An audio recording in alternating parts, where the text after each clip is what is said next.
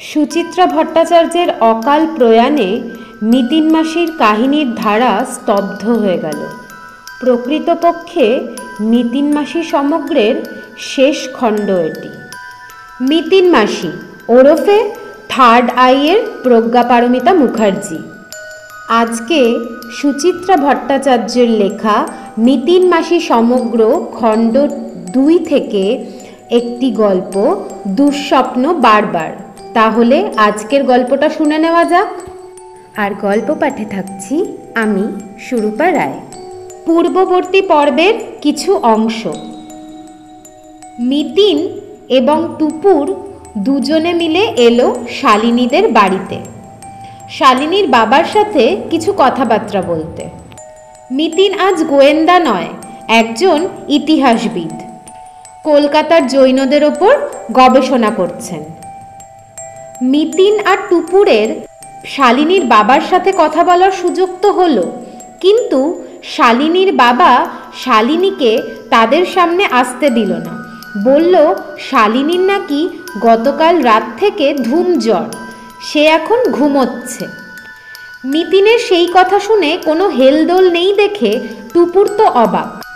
কথার ছলে নিতিন নানাভাবে জেনে নিচ্ছিল শালিনীর বাড়ির হিস্ট্রি।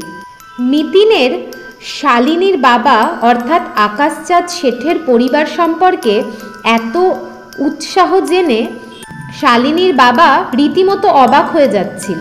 বারবারই সে বলছিল, আপনি কলকাতার জৈনদের সম্পর্কে প্রশ্ন করুন না, আপনি কেন আমার বাড়ির হিস্ট্রিতে ঢুকে যাচ্ছেন। নিতিন সেই কথায় অতটা তোয়াক্কা না করে তার যা যা জানার দরকার ছিল জেনে সেখান থেকে চলে এলো। টুপুর অবাক। নিতিন মাসির একটুও কিছু মনে হলো না যে শালিনীর সঙ্গে কেন দেখা করতে দেওয়া হলো না। টুপুরের সেই ব্যাপারটা একটু অপমানজনক লেগেছে। সেই জন্য বাড়ি এসে টুপুরের মন ভালো লাগছিল না একটুও। তারপর মাসি আর মেশোর কথোপকথনে বুঝতে পারল নিতিন মাসি রীতিমতো ইন্টারেস্টেড তাদের ফ্যামিলি নিয়ে, এবং সেই স্বপ্ন সম্পর্কেও সে চিন্তান্বিত। নিতিন মাসি টুপুরকে বলল শালিনীকে একটা মেসেজ করতে, এবং শালিনী যেন মেসেজটা দেখে সুযোগ সুবিধা বুঝে একবার কল করে। যথারীতি শালিনীর ফোনও চলে এলো ঝটপট, কিন্তু কথা বলতে বলতে হঠাৎ ফোনটা কেটে গেল। কি হলো তারপর? এর পরের ঘটনা জানতে আজকের পর্বটি শুনতে হবে। এরপর আজকের তৃতীয় পর্ব। সকাল হতে না হতেই নিতিনের ব্যস্ততা বেড়ে গিয়েছে হঠাৎ। টুপুরকে ডাকাডাকির বালাই নেই, ঘুম থেকে উঠেই কোথায় না কোথায় বেরিয়ে গেল। ফিরেই বুমবুমকে বিছানা ছাড়ালো। সে মুখ হাত ধুতে না ধুতেই তার হাতে ধরিয়ে দিল দুধের গ্লাস। ঝটাঝট ফোন করলো বেশ কয়েকখানা। স্মার্টফোনে নিবিষ্ট হয়ে ঘাঁটল কি যেন, তার মধ্যে আরতিকে জলখাবার তৈরি করার তাড়া লাগাচ্ছে। টুপুর আর পার্থকে তৈরি হয়ে নিতে বলল চটপট। কারণ জিজ্ঞেস করতে গিয়ে একচোট ধমক খেলো পার্থ। ফ্রেঞ্চ টোস্ট আর কফি শেষ হতেই সে সালোয়ার কামিজ পরে প্রস্তুত। পার্থকে গাড়ি বের করতে বলে আবার কাকে যেন ফোন করছে। মাসির এই ব্যস্ত রূপটা টুপুরের দারুণ প্রিয়। বুঝতে পারে মাসির মগজটা এখন প্রবল সক্রিয়। নিজের মস্তিষ্কের সঙ্গে তাল রাখতেই বেজায় ছটফট করছে মাসি। মনে মনে একটা কিছু আঁচ করে নিয়েছে, এবার শুধু ধাপে ধাপে সেটা মেলানোর পালা। এক্ষুনি জিজ্ঞেস করে কোনো লাভ নেই, জবাব মিলবে না। সুতরাং নীরবে মাসির কাজকর্ম দেখে যাওয়াই ভালো। অবশ্য তাড়াহুড়োর ফাঁকে সকালের খবরের কাগজটায় চোখ বুলিয়ে নিয়েছে টুপুর। জৈন ধর্মশালার চুরির ঘটনাটা মোটামুটি ফলাও করে বেরিয়েছে। চুরি যাওয়া পার্শ্বনাথের মূর্তিটি নাকি রূপোর, ওজন প্রায় 1.5 কেজি। দু চোখে দুখানা পান্না বসানো আছে, তার দামও নেহাত কম নয়। তাছাড়া বেশ প্রাচীন বলে একটা ঐতিহাসিক মূল্যও আছে মূর্তিটার। পুলিশ যথেষ্ট তৎপর। কালই ধর্মশালার এক কর্মচারীকে সম্ভাব্য চোর হিসেবে গ্রেপ্তার করেছে, তবে মূর্তিটার কোনো হদিশ মেলেনি এখন। বুমবুমেরও আজ স্কুল বন্ধ, জন্মাষ্টমীর ছুটি, তাকে অঙ্ক করতে বসিয়ে দিয়ে বেরিয়ে এলো নিতিন। টুপুর আগেই গাড়িতে পার্থ মেশোর পাশে। পার্থ স্টার্ট দিল গাড়িতে, নীরবে চালাচ্ছে। কোথায় যাচ্ছে, কেন যাচ্ছে, কোনো ব্যাপারেই তার আগ্রহ নেই। গাড়ি গলি ছেড়ে মেন রোডে। অমনি মিতিনের স্বর শোনা গেল, প্রথমে আমরা সোজা বড়বাজার যাব। পার্থর গলা থেকে একটা সংক্ষিপ্ত ধ্বনি ঠিকরে এলো, বুঝতে পারছো নিশ্চয়ই আমাদের গন্তব্যস্থল জৈন ধর্মশালা। আমার বোঝাবুঝির কোনো প্রয়োজন আছে কি? পার্থর গলা আরও গোমরা শোনালো। ধর্মশালায় যাও, পাঠশালায় যাও, আমার কি? এখনো চটে আছো? নিতিন ফিক করে হাসলো। আরে বাবা, মেজাজ গরম থাকলে আমাকে হেল্প করবে কিভাবে? আমার মতো গোবর গণেশের সাহায্যের কোনো দরকার আছে কি? লাগে লাগে, কাজে লাগে বই কি। নিতিন ঠোঁট টিপে হাসলো। এক আধটা বোকাশোকা লোক পাশে না থাকলে চলে? বুদ্ধিমানদের তাহলে সার্ভিস দেবে কারা? পার্থ রাগে ফেটে পড়তে যাচ্ছিল। হঠাৎ কি ভেবে তার ভুরুতে ভাঁজ। সন্দিগ্ধ স্বরে বলল, তুমি আমায় ইচ্ছে করে তাতাচ্ছ, তাই না? যাক, ঘটে ঢুকেছে এতক্ষণে। এবার আন্দাজ করো দেখি, তোমাকে আজ প্রেসে যেতে না দিয়ে টেনে আনলাম কেন? গাড়ি চালাতে চালাতে গর্বিত স্বরে পার্থ বলল, আত্মবিশ্বাস বাড়াতে। ভুল অনুমান। Next guess. মূর্তিটা খুঁজতে আমার টিপস কাজে লাগবে। No chance. খুব মোটা দাগের কাজে তোমাকে লাগাবো আজ। দেখি তার মধ্যেই তোমার বুদ্ধির ছাপ রাখতে পারো কিনা। মানে কি করাতে চাও আমাকে দিয়ে? খুব সিম্পল জব। আমি আর টুপুর যখন আহির চাঁদজির সঙ্গে মোলাকাত করব, সেই সময়টা তুমি অন্যদের জবানবন্দিগুলো নোট করে ফেলবে ইন ডিটেল, যা থেকে তুমি মূর্তি চুরির কেসটা সলভ করতে পারো, তাই তো? সঙ্গে সঙ্গে জবাব দিল না মিতিন। ঘাড় হেলিয়ে দেখছে কাঁচের বাইরেটা। সকাল 10টার কলকাতা। পথে ঘাটে ঠিক থেকে ভিড়। খানিকক্ষণ সেই এলোমেলো জনতার দিকে তাকিয়ে থেকে আবার ফিরিয়েছে মুখ। ঠান্ডা গলায় বলল, একটা কথা তোমাদের দুজনকে বলে রাখা ভালো, মূর্তি চুরির কেসটা সমাধান কিন্তু আমার মূল লক্ষ্য নয়। তবে? টুপুর আর পার্থর গলা একসঙ্গে বেজে উঠল। আমরা তাহলে যাচ্ছি কেন? শালিনীর স্বপ্নটার অর্থ উদ্ধার করতে। টুপুর ফ্যাল ফ্যাল চোখে পার্থর দিকে তাকালো। পার্থর দৃষ্টিও কেমন যেন বিস্ফারিত। মিতিনের কথার মানে উদ্ধার করতে বেহাল দুজনে।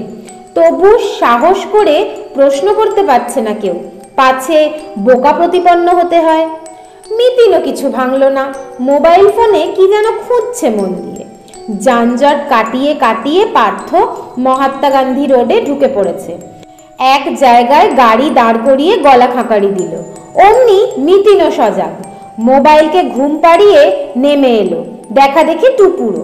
রিক্সা, ঠেলা, মানুষের উথাল পাথাল ঢেউয়ে টলমল করছে বড়বাজার, শহরের অজস্র ব্যবসা বাণিজ্যের প্রাণকেন্দ্র।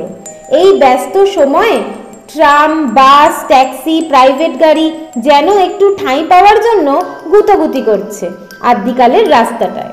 পার্থ ঈষৎ উদ্বিগ্ন মুখে বলল, আমাদের বাহনটি যে কোথায় পার্ক করি? মিতিন তাচ্ছিল্যের সুরে বলল, এখানেই থাক। রাস্তাটা তো চওড়া নয়, পুলিশ যদি ঝামেলা করে। কেউ কিচ্ছুটি বলবে না মশাই, বড়বাজার থানাকে খবর দেওয়া আছে।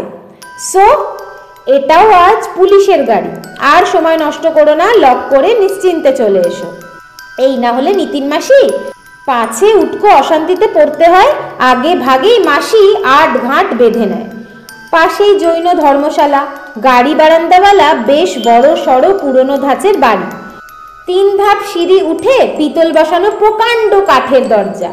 খোলা দরজার ওপারে ডাইনে এক কাঁচ ঘেরা ঘর। সেখানে বসে হিন্দি খবরের কাগজ পড়ছেন এক ফর্সা প্রৌঢ়। গলা বাড়িয়ে নিচু স্বরে তাকে কি যেন বলল মাসি। অমনি প্রৌঢ় তটস্থ। কাগজ মুড়ে রেখে হন্তদন্ত পায়ে হাঁটা দিলেন সিঁড়ির পানে। সামান্য দুলে চলেছেন ওপরতলায়। টুপুর সামনের খোলা মতো জায়গাটা দেখছিল। প্রাচীন হলেও জীর্ণ অপরিচ্ছন্ন নয় বাড়িটা, বরং একটা হালকা সুগন্ধ ভাসছে বাতাসে। দেওয়ালে একটা পিতলের বোর্ডে হিন্দিতে সার সার নাম, পাশে টাকার অঙ্ক। এদের অর্থেই গাড়ি উঠেছে ধর্মশালাটিতে। সম্ভবত দেখভালও হয় এদের পয়সায়। নামগুলো পড়তে পড়তে টুপুর বলল, একজনও তো বাঙালি নেই, থাকবে কোত্থেকে? পার্থর টুকুস মন্তব্য, জৈন ধর্মটাই তো রাজস্থানীদের, আরও সঠিকভাবে বলা যায় মারোয়াড়িদের। একদম ভুল ধারণা। নিতিন ঝটিতি প্রতিবাদ জুড়ল, ভারতের প্রায় সব প্রদেশেই অল্প বিস্তর জৈন আছে, তারা সকলে মোটেই রাজস্থানের লোক নয়। তামিল কর্ণাটকদের মধ্যেও একসময় ভালো প্রচার হয়েছিল ধর্মটা। ওদের অনেক রাজা মহারাজও তখন জৈন ছিলেন যে, এমনকি আমাদের এই বাংলাতেও 1002 বছর আগে বেশ রমরমা হয়েছিল জৈন ধর্মের, বিশেষত পুরুলিয়া, বাঁকুড়া, বীরভূম অঞ্চলে। এখন তো চিহ্নই নেই। পার্থর স্বরে অবিশ্বাস প্রকট। সেই জৈনরা সব উবে গেল নাকি? প্রায় তাই, নিতিন সায় দিল। বৌদ্ধ আর হিন্দু রাজাদের চাপে পড়ে জৈন ধর্ম এ রাজ্য থেকে পিটটান দিয়েছিল। আবার ফিরল মাত্র 300 বছর আগে রাজস্থানী ব্যবসায়ীদের সঙ্গে। আমরাও অমনি ধরে নিলাম ধর্মটা শুধু ওদের। নিতিন সিঁড়ির দিকে তাকালো, আপন মনেই বলল, মহাবীর জৈনদের একজন প্রধান ধর্মগুরু। তিনি জন্মেছিলেন বিহারে, রাজস্থানে নয়। সুতরাং আর এগোতে পারল না নিতিন। ভদ্রলোক ডাকছেন ইশারায়। কাছে যেতেই নিতিনকে বলল, বেশিক্ষণ টাইম লিবেন না প্লিজ। নিতিন কপাল কুঁচকালো, আহির চাঁদ কোথাও বেরোবেন নাকি? ও বাত জানি না, আমি শুধু ওর ইচ্ছেটা জানালাম। ভদ্রলোক নিতিনদের আর একবার জরিপ করলেন, মৃদু আপত্তিকর সুরে বললেন, আপনারা সবাই ওর ঘরে যাবেন? না, ওরা দুজন যাক। আগ বাড়িয়ে বলল পার্থ, আপনাতে আমাতে ততক্ষণ না হয় গল্প করি। ভদ্রলোকের প্রতিক্রিয়া দেখবার জন্য তিল মাত্র বিলম্ব করল না নিতিন। ঘরের নাম্বার জেনে নিয়েই হরিণ পায়ে উঠে গিয়েছে দোতলায়। লম্বা করিডোরের দুপাশে সার সার ঘর। বাঁদিকের শেষ দরজার সামনে গিয়ে দাঁড়ালো। সামান্য গলা উঠিয়ে বলল, ভিতরে আসতে পারি? একটা জলদগম্ভীর স্বর ভেসে এলো, আসুন। টুপুর অবাক, কাল টিভিতে মোটেই গলাটা এমন ভারী শোনাচ্ছিল না তো। জৈন সাধুটি কি নিজেকে ওজনদার করতে চাইছেন কণ্ঠের ভারে? দরজা ঠেলে ঢুকলো নিতিন। টুপুরও। একবারেই বাহুল্য বর্জিত রুম। খাট, ছোট একখানা কাঠের আলমারি আর এক সেট চেয়ার টেবিল, মেঝেয় এক ফালি সাদা কার্পেট। ওইটুকুই যা বিলাসিতার উপস্থিতি। আহির চাঁদ বসে আছেন শুভ্র বিছানায়, পদ্মাসনে, পরনে সাদা ধুতি, খালি গা। তার চোখজোড়া তিলেক নিতিনকে দেখল, ঝলক টুপুরকে। বিশুদ্ধ বাংলায় বললেন, কলকাতা পুলিশের অনেক উন্নতি হয়েছে তো। 12-13 বছরের মেয়েদেরও তদন্তে পাঠায়। নিতিন নম্রভাবে বলল, আমি পুলিশ নই, আমি পেশাদার গোয়েন্দা। এ আমার সহকারী, আমরা পুলিশকে সাহায্য করছি মাত্র। তা পুলিশকে তো আমার স্টেটমেন্ট দেওয়া আছে, নতুন আর কি বলবো? যেমন ধরুন, অত দামি একটা মূর্তি আপনি কেন সঙ্গে নিয়ে ঘুরছিলেন? আইনগত কোনো বাধা আছে কি? আমি তো যতদূর জানি নেই। ততক্ষণই নেই যতক্ষণ না কোনো অপরাধ ঘটছে। আই মিন, যদি মনে হয় যিনি মূর্তিটা নিয়ে ঘুরছেন তার কোনো অসৎ উদ্দেশ্য আছে, যেমন ধরুন চোরাচালান বা বিদেশ পাচার। আপনার স্পর্ধা তো কম নয়। স্থৈর্য ভেঙে স্বর চড়ে গেল আহির চাঁদের। জানেন আমি কে? জৈন সমাজে আমার স্থান কোথায়? আমাকে আপনি চোর বাটপারদের সঙ্গে এক আসনে বসাচ্ছেন? ছি ছি, তা কেন? আমি শুধু একটা সম্ভাবনার কথা বলছিলাম। নিতিনের কণামাত্র উত্তেজনা নেই, ঠান্ডা স্বরে বলল, আপনার তাহলে বদমতলব কিছু ছিল না? এমনি এমনি মূর্তিটা নিয়ে ভ্রমণে বেরিয়েছিলেন? যেমন তেমন বেড়ানো নয়, দীর্ঘ 20 বছর পর কলকাতায় আসা। খুবই মামুলি ঘটনা নয় কি? কটমট চোখে নিতিনকে দেখলেন আহির চাঁদ।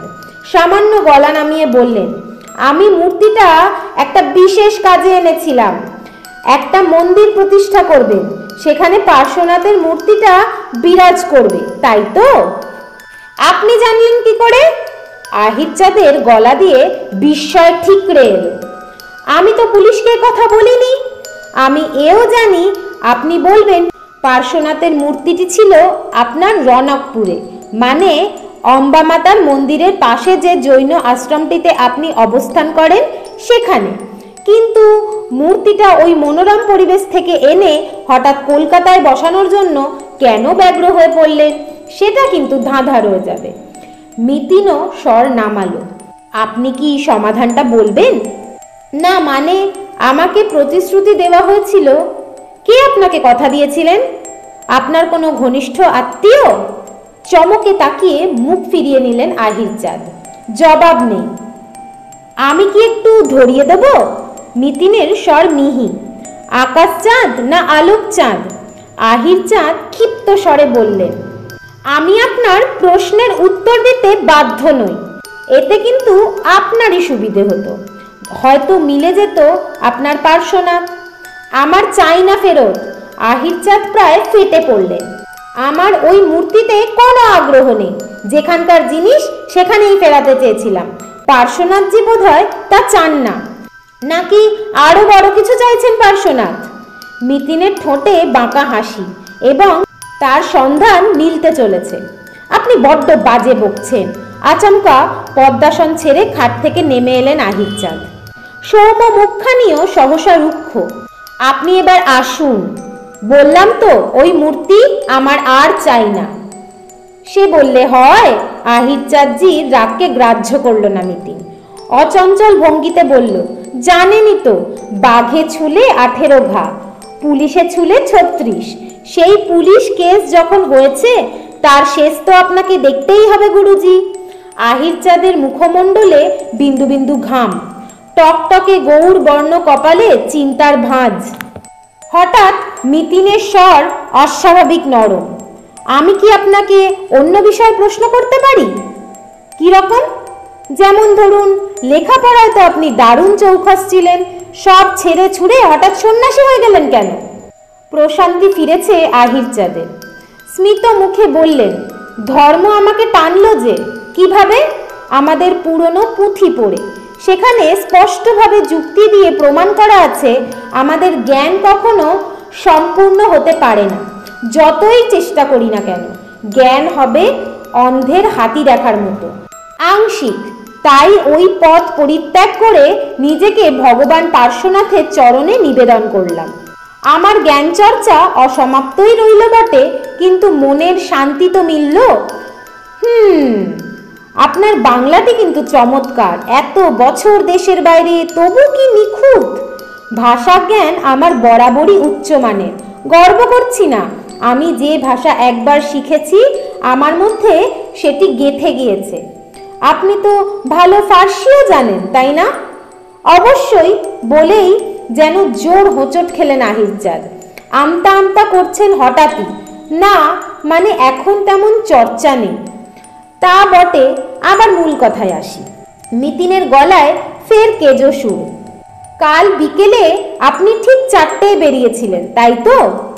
আর ফিরেছিলেন 7টার পরে। হ্যাঁ, প্রায় 7:30টায়।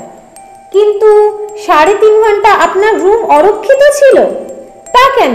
আমি তো চাবি দিয়েই। সত্যি বলছেন তো? জৈন ধর্মে সত্যি বলাকেই কিন্তু শ্রেষ্ঠ গুণ বলা হয়।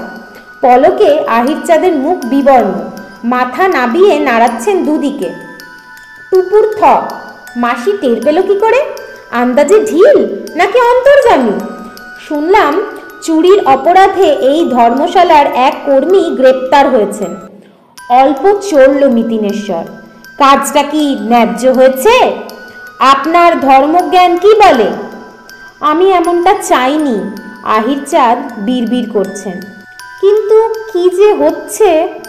মিতিন মৃদু গলায় বলল, আমরা কি একটু খোলামেলা কথা বলতে পারি আহির চাঁদজি? আহির চাঁদ নীরব। মিতিন দেখছে আহির চাঁদকে, মিতিনকে দেখছে টুপুর। তোমরা সবাই গল্পের চ্যানেলটা সাবস্ক্রাইব করেছো তো? এখনো যদি সাবস্ক্রাইব করে না থাকো তাহলে অবশ্যই সাবস্ক্রাইব করো, লাইক শেয়ার কমেন্ট করো। তোমাদের উৎসাহতেই আমি আমার গল্পের চ্যানেলটিকে আরও আগে এগিয়ে নিয়ে যেতে পারবো। তাহলে তোমরা সঙ্গে থেকো কিন্তু। নতুন করে শুরু হয়েছে প্রশ্নোত্তর পর্ব। ঠিক জেরা নয়, নরম করেই জিজ্ঞেস করছে মিতিন। থেমে থেমে জবাব দিচ্ছেন আহির চাঁদ। মন্দির প্রতিষ্ঠাই তাহলে আপনার এত বছর পর কলকাতায় আসার একমাত্র কারণ? বলতে পারেন, তবে আর একটা উদ্দেশ্যও ছিল। আমাদের বংশের একটা পুরনো নথি অনেক কাল ধরেই আমার কাছে পড়েছিল। ভেবেছিলাম সেটা এই উপলক্ষে আমার ভাইপোদের দিয়ে যাব। কি নথি? গোপন কিছু? ঠিক তা নয়, একটু সময় নিয়ে আহির চাঁদ বললেন, আসলে একটা বিক্রি বাটার কাগজ। এক আরমানি বণিক আমার এক পূর্বপুরুষকে কিছু মূল্যবান জিনিস বেচেছিলেন। সেই পূর্বপুরুষটির হাতে তখন নগদ অর্থ ছিল না। টাকাটা তিনি পরে মেটাবেন, এই সব লেখা ছিল আর কি। লেখাটা কি ফার্সি ভাষায়? সেই আরমানি বণিকটির নাম খাজা ওয়াজেদ। আর আপনার পূর্বপুরুষটি সম্ভবত ফতেচাঁদ, অর্থাৎ প্রথম জগৎ শেঠ। আপনি কি করে জানলেন? আহির চাঁদের দৃষ্টি বিস্ফারিত। আমি তাহলে ভুল বলিনি? মিতিন কায়দা করে জবাবটা এড়িয়ে গেল। পাল্টা প্রশ্ন জুড়ল, তা সেই নথি আপনার কাছে গেল কি করে? আমি গৃহত্যাগের সময় ওটি নিয়ে গিয়েছিলাম। কেন? আমার বড়া ভাই সাহেব মানে দাদাকে লোভের হাত থেকে মুক্ত করতে। কিভাবে?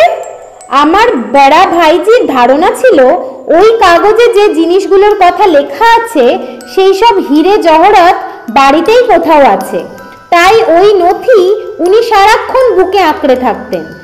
মায়ার বাঁধন কাটাতে ওই নথি সরিয়ে ফেলা আবশ্যক ছিল। শুধু তাই নয়, আমার তখন মনে হয়েছিল ভগবান পার্শ্বনাথজির মূর্তিও আমাদের ঘরে বেমানান। সেই জন্য পার্শ্বনাথজির মূর্তিটিও আমি সঙ্গে নিয়েছিলাম।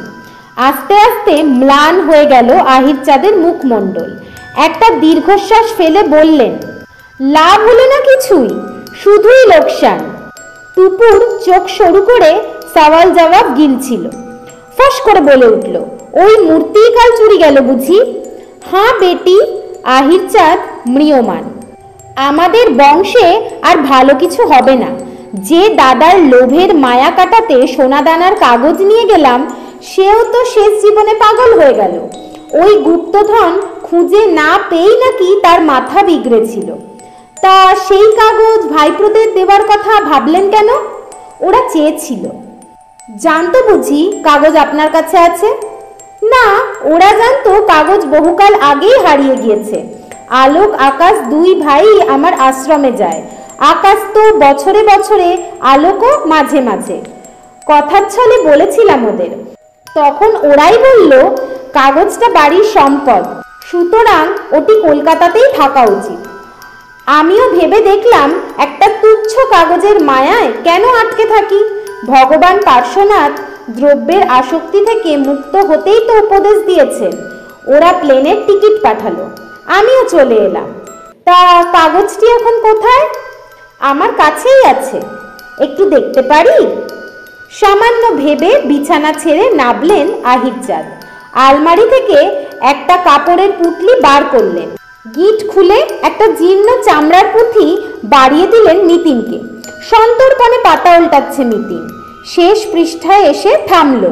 ঝুঁকে কি যেন দেখলো চোখ কুঁচকে। ঝোলা ব্যাগ থেকে আতস কাঁচটা বের করে আরো গভীরভাবে নিরীক্ষণ করতে করতে বলল, একটা নবাবী পাঞ্জা রয়েছে মনে হচ্ছে। ওটা শাহী পাঞ্জা, খোদ মুঘল সম্রাটের। ওই পাঞ্জার বলেই জগৎ শেঠদের যে কোনো চুক্তি তখন তামাম ভারতবর্ষে মান্যতা পেত। আমি কি পাতাগুলোর ফটো নিতে পারি? অল্প ইতস্তত করে আহির চাঁদ সায় দেওয়া মাত্র স্ন্যাপ উঠে গেল মিতিনের স্মার্টফোনে। পুঁথিটা ফেরত দিয়ে মিতিন বলল, ফার্সি লিপি কিন্তু 250 বছর পরেও খুব স্পষ্ট আছে এখনো। বেশ আশ্চর্যজনক, তাই না? জবাব ছাড়াই কাপড়ের পুঁটলি ফের চালান হয়ে গেল আলমারির অন্দরে। মিতিনও খোঁচালো না। আবার ফিরে গিয়েছে পুরনো প্রসঙ্গে। আপনার মন্দিরটা তো পৈতৃক বাড়িতেই করবেন।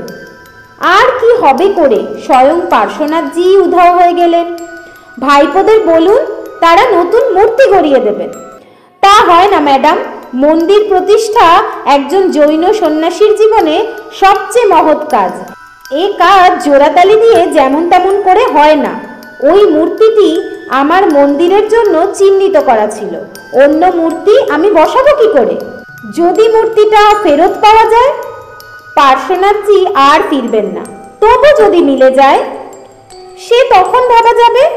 প্রকৃত জৈন আকাশ কুসুম কল্পনায় বিশ্বাস করে না। কিছু মনে করবেন না আহির চাঁদজি, একটা কথা বলবো? বলুন। মূর্তিটা যখন এত মূল্যবান, আপনার কি আরেকটু সতর্ক থাকা উচিত ছিল না? মিতিনের স্বরে অনুযোগ। দরজা ঠিকমতো বন্ধ না করে আপনি বেরোলেন কি করে? জৈন ধর্মশালা থেকে ভগবান পার্শ্বনাথের বিগ্রহ চুরি হতে পারে, এ যে আমার কল্পনাতেও ছিল না ম্যাডাম। আহির চাঁদের ঠোঁটে করুণ হাসি, মলিন গলায় বললেন, আমার তো ঘরে তালা লাগানোর অভ্যেস নেই। আমাদের রণাকপুরের আশ্রমেও তালা চাবি লাগানোর প্রথা নেই কি না? ও, মিতিন বুঝদারের মতো ঘাড় দোলালো। দুঃখী দুঃখী গলায় বলল, আপনার এতদিন পর কলকাতায় ফেরাটা সুখের হলো না? তা বটে, ভগবান পার্শ্বনাথের হয়তো ইচ্ছা নয় আমি আবার পুরনো শহরে ফিরে আসি।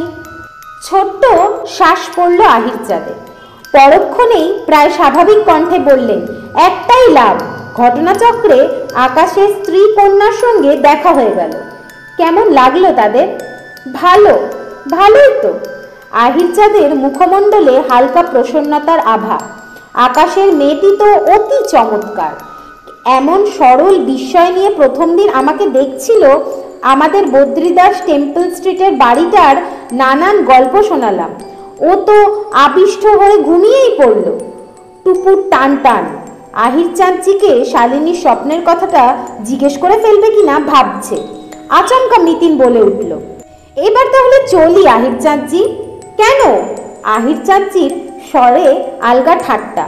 প্রশ্নের ভাড়ার কি ফুরিয়ে গেল? মিতিন ব্যঙ্গটা গায়ে মাখল না, চিরতে হাসি ফুটিয়ে বলল, এখনকার মতো এটুকুই যথেষ্ট। আমার ভগবানজির মূর্তি কি মিলবে? চান্স আছে কোনো? দেখা যাক। উঠে দরজা পর্যন্ত গিয়েও আচমকা দাঁড়িয়ে পড়েছে মিতিন।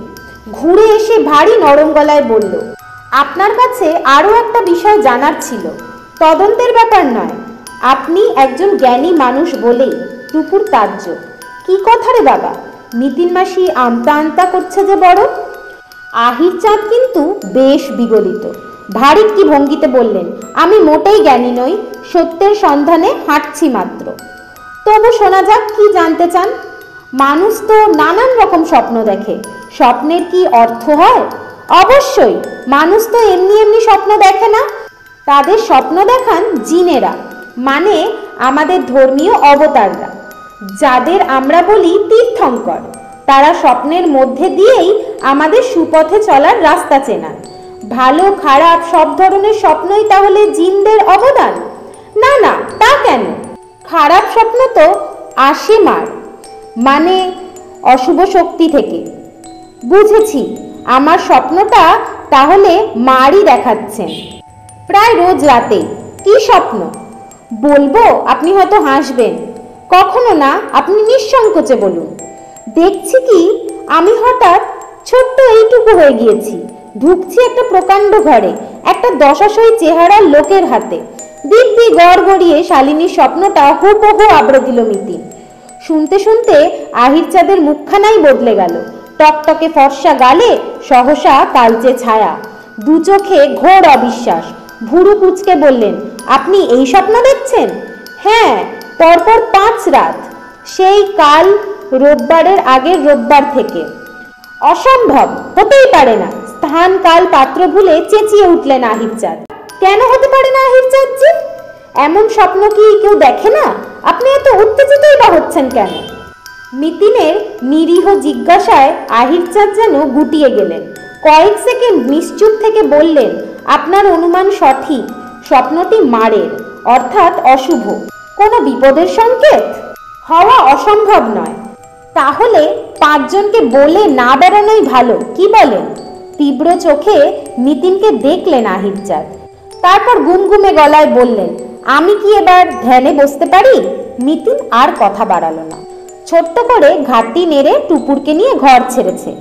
একতলায় নেমে টুপুর দেখলো ধর্মশালার সামনে ফুটপাতে পায়চারি করছে পার্থমেশো। ওখান থেকেই অধৈর্য স্বরে চেঁচাচ্ছে, কি এতক্ষণ ভ্যাজরাং ভ্যাজরাং করছিলি?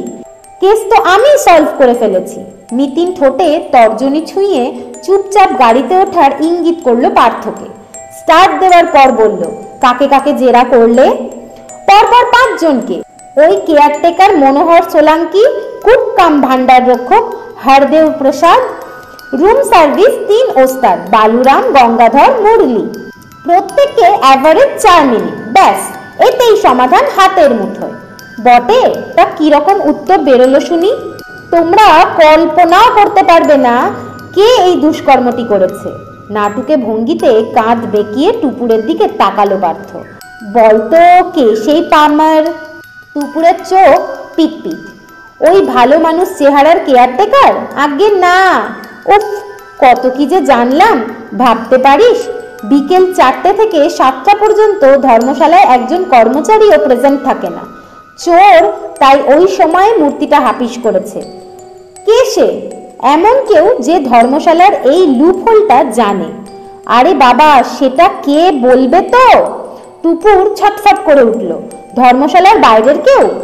ধীরে বালিকা, ধীরে। চৌরঙ্গীর মোট টোপকে গাড়ির গতি সামান্য বাড়ালো পার্থ। ওই ধর্মশালায় 2 জন অতিথি বিকেলের ওই সময়টাতেই আসতো রোজ আহিরচাঁদের সঙ্গে মোলাকাত করতে। কোনোদিন এ তো কোনোদিন ও, আবার কোনোদিন 2 জন হাত ধরাধরি করে। তারা কারা? বলেই টুপুরের মগজ ঝিলিক। আহিরচাঁদজির 2 ভাইপো। যাক, মাসির চামচাগিরি করে একটু উন্নতি হয়েছে। গোবরের জায়গায় ঘিলুর পরিমাণ বাড়ছে। মেশোর ব্যঙ্গটা প্রশস্তি হিসেবে গায়ে মেখে নিল টুপুর, কিন্তু মনে সন্দেহের খচখচ। জিজ্ঞেস করেই ফেলল, কিন্তু ওরা নেবেন কেন? কাকা অত দূর থেকে মূর্তিটা এনেছেন মন্দির গড়ে, সেখানেই পার্শ্বনাথজিকে স্থাপন করবেন বলে। এইসব ব্যাপার আছে নাকি? পার্থ ঈষৎ থমকালো। পরক্ষণেই বলল, মন্দির মানেই তো পাবলিক প্রপার্টি। ভাইপোরা হয়তো মূর্তিখানা নিজের দখলে রাখতে বেশি আগ্রহী ছিল, তাই বিকেলের অরক্ষিত সময় এসে মাল ঝাপস করে নিতেই পারে। 2 জনে মিলে একজোট হয়ে? সেটা বলা শক্ত। ওদের যে কোনো একজনও হয়তো। 1 সেকেন্ড। বহুক্ষণ পর নিতিন সরব। মূর্তিটা দেখতে কেমন? সাইজে কত বড়? সে বিষয়ে কে কি বলল? ওরা কেউ দেখেছে নাকি? ওদের কথা শুনে তো তেমনটা মনে হলো না। তুমি জিজ্ঞেসও করনি? ধুস, ওটা কোনো প্রশ্ন নাকি? জেনে লাভ কি হতো? মূর্তিটা উনি রেখেছিলেন কোথায়? নিশ্চিত করে কিছু বলতে পারল না। কেউ বলে আহিরচাঁদজির ঝোলায়, কেউ বলে রুমে নাকি একটা কাঠের আলমারি আছে, হয়তো তার মধ্যেই রাখা ছিল। গাড়ি ভবানীপুর ঢুকছে। ভিড় ঠিক ঠিক পথ দেখতে দেখতে পার্থ আপন মনেই বলল, যেখানেই থাকুক, আলোক আকাশের তো অজানা নয়, সুতরাং সন্দেহের তীরটা ওদের দিকেই যায়। তাছাড়া ভেবে দেখো, এত ভ্যালুয়েবল একটা জিনিস গায়েব হয়েছে। টিভি, খবরের কাগজ সর্বত্র বেরিয়েছে খবরটা, অথচ 2 মূর্তিমানের টিকিও নেই। এটা নিশ্চয়ই একেবারে নিরামিষ ঘটনা নয়। তা 2 ভাইয়ের কোনো একজন কাল বিকেলে ধর্মশালায় এসেছিল, এমন কোনো তথ্য প্রমাণ মিলেছে কি? আরে ওইটুকুর জন্যই তো আটকে আছে, নয়তো আমি অনিশ্চয় বাবুকে জানিয়ে দিতাম। কেস ক্লোজড, আসামিকে গারদে পুড়ে দিন। বাই দা বাই, অনিশ্চয় বাবুর পুলিশ তাড়াহুড়ো করে মিছিমিছি যে লোকটাকে ফাটকে ঢোকালো, আশা করি তাকে অন্তত। ওটা একটা গল্প। নিতিন মিচকে হাসল। আমি ডিসি দিদি সাহেবকে ছড়াতে বলেছি গল্পটা, যাতে সাংবাদিকরা না জ্বালাতে পারে। কি ডেঞ্জারাস গেম! জানতে পারলে তো মিডিয়া পুলিশকে তুলোধনা করবে। প্রথমত জানতে পারবে না, দ্বিতীয়ত জানতে পারলে পুলিশ বলবে আসল চোরকে ধরার জন্য ছলনার আশ্রয় নিতে হয়েছে। এই রকম কৌশল মাসি হরবখাত করে। মাসির মগজের ওপর অগাধ আস্থার দরুন অনিশ্চয় আঙ্কেল নিশ্চিন্তে অংশ নেয় খেলাটায়, জানে টুকু। তবু আজ একটু অবাকই হলো। মাসি কি তবে নিশ্চিত মূর্তিটা শালিনীর বাবা জ্যাঠারাই নিয়েছেন? কিন্তু মাসি একবারও আহির চাঁদজিকে ওই লাইনে প্রশ্ন করলো না। হঠাৎ নিজের নাম করে শালিনীর স্বপ্নটা শোনানোরই বা অর্থ কি? শুধু সন্ন্যাসীকে চমকে দেওয়া, নাকি অন্য কোনো গূঢ় উদ্দেশ্য আছে মাসি? বিদঘুটে স্বপ্নটার কোনো মানে খুঁজে পেল কি? আহির চাঁদজির ঘরে অতটা সময় কাটানো কি শেষ পর্যন্ত মাসির কোনো কাজে লাগবে?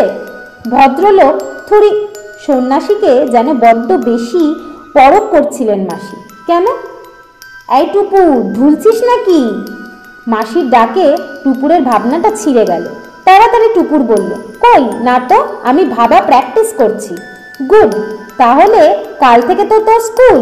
বেজার গলায় টুপুর বলল, ও বেলা তো তাহলে তোকে হাতিবাগানে পৌঁছে দিয়ে আসতে হবে। আরে আমি তো আছি। পার্থ তুরন্ত সবাক। অ্যালেন্স কিচেনের কাটলেট অনেক দিন চাখা হয়নি, আজ না হয় সেটাও। সুখাদ্যের চিন্তায় গাড়ি চালাতে চালাতেও পার্থর চোখ জল জল। পিছন থেকে আচমকা মিতিনের ঘোষণা, আজ আমি যাব, শুধু আমি আর টুপুর। মাসির বলার ভঙ্গিটা যেন অচেনা অচেনা, স্বরে যেন আমিষ আমিষ গন্ধ। তাহলে আজকের পর্বটা এখানেই শেষ করলাম। তোমাদের যদি আমার পাঠ করা গল্পটি ভালো লাগে তাহলে please subscribe this channel, like, share and comment.